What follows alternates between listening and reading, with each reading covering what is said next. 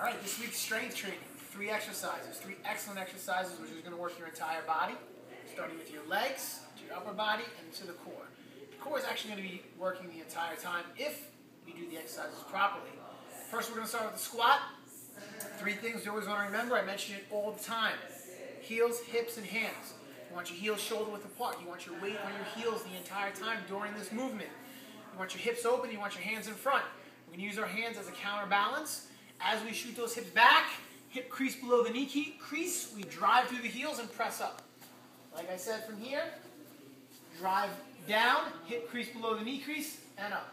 If you have an injury with your knees or you're feeling uncomfortable, just do the movement with less range of motion. But for those of you that have no problems, at the top of that squat, I want you to breathe out. I want you to squeeze your glutes. I want your stomach engaged the entire time. Like I say all the time, the squat is my favorite movement. From here, we're going to work our push-up. Very simple, very basic. We're going to work our chest. We're going to work our shoulders, the front delts, and we're going to work our triceps. We want our hands shoulder width apart. Feet are on the balls of the feet. Weight is on our palms. I want to keep my eyes forward, about 6 inches in front of my hands.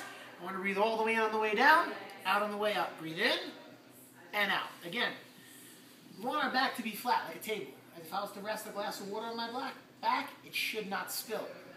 So by engaging my abdominals and squeezing my stomach tight like a plank, it'll keep my body nice and straight. Now we're going to work our crunch. Crunch works all over our abdominals. We're going to put our feet, we're going to start in what's called supine position.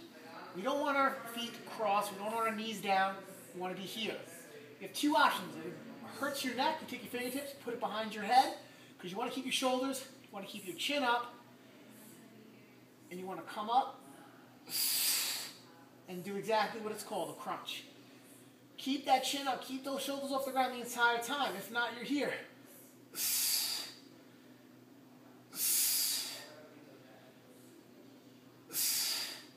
When you get to the top of that crunch, I want you to hold it. Now with the push-ups and the squats, you're trying to do as many repetitions as possible during the 15 seconds. With the crunches, you have 30 seconds. Your objective here is to get that burn, squeeze your stomach tight, and the more of the burn you're getting, the more it hurts, the more results you're going to get. And remember, the most important thing when we're doing any strength training is to start off nice and slow. Make sure your technique is good. If you need to watch the video 3 or 4 times, so when you get to class, you're performing it properly, that's going to be the best way to get effective results.